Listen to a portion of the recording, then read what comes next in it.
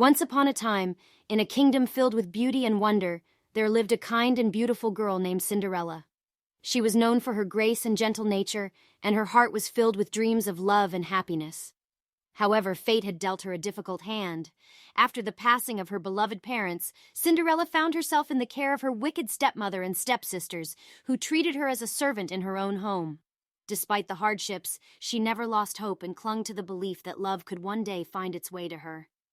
One sunny day, a royal proclamation echoed through the kingdom. The prince was to hold a grand ball at the palace, where he would choose a bride from among the eligible young women in the land. Cinderella's heart fluttered with excitement at the thought of attending the ball, and perhaps meeting her one true love. As the day of the ball approached, Cinderella's stepmother and stepsisters busied themselves with preparations, leaving her with piles of chores and endless tasks. But Cinderella remained undeterred. She found comfort in the company of little birds and mice, who became her friends and lent her a hand whenever they could. Secretly, Cinderella made a plan for the ball.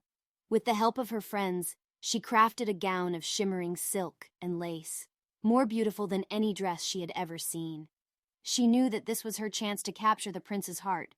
The night of the ball finally arrived, and as her stepmother and stepsisters departed, Cinderella's fairy godmother appeared before her, drawn by Cinderella's pure heart and selfless spirit. With a wave of her wand, she transformed the simple gown into a magnificent masterpiece, and Cinderella's rags into sparkling shoes that seemed to be made of glass.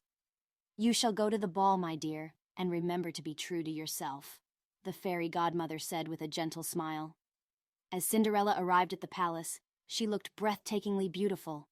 The prince was captivated by her radiance and elegance. They danced together, and their connection was undeniable.